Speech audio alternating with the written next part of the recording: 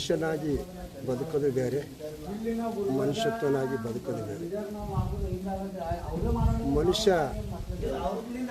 ಮನುಷ್ಯತ್ವನಾಗಬೇಕೈತಪ್ಪ ಅಂದರೆ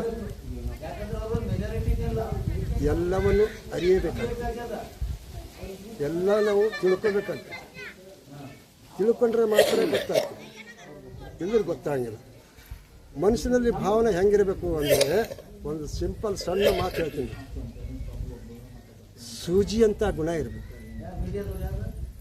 ಒಬ್ಬ ಟೈಲರ್ ಬಟ್ಟೆಯನ್ನು ಹೊಲಿತಿದ್ದ, ಒಂದು ಉದಾಹರಣೆ ಕೊಡ್ತೀನಿ ನಾನು. ಬಟ್ಟೆ ಹೊಲಿತಾ ಇದ್ದ, ಆ ಬಟ್ಟೆ ಹೊಲೆ ಮುಂದೆ ಭಾಳ ದಿವಸ ಆಗಿತ್ತು, ಮಕ್ಕಳಾಗಿದ್ದಿಲ್ಲ ಅವರಿಗೆ. ಆ ಮಗು ಯಾವಾಗ ನೋಡಿದ್ರು ತಂದೆ ಬಲ್ಲಿ ಇರ್ತಿದ್ದ.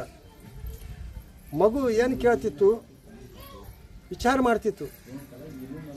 ಆ ಕತ್ತಿರಿಯನ್ನು ಕೆಳಗಿಟ್ಟಿದ, ಸೂಜಿ ಅನ್ನೋದು ಮ್ಯಾಲಿಟ್ಕೊಂಡಿದ್ದ.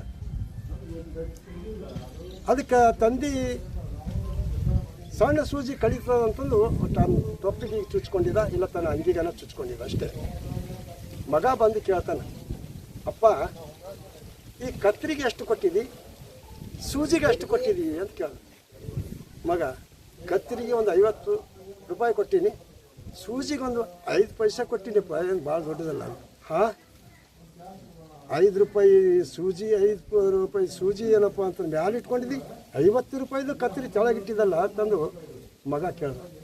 ಅದಕ್ಕೆ ತಂದೆ ಅಂತಾನ, ಮಗ ಈ ಕತ್ತರಿ ಏನು ಮಾಡ್ತದಂದ್ರೆ ಬಟ್ಟೆಯನ್ನು ತುಂಡು ಮಾಡ್ತದ, ಸಮಾಜನ ತುಕಡಿ ಮಾಡ್ತದ.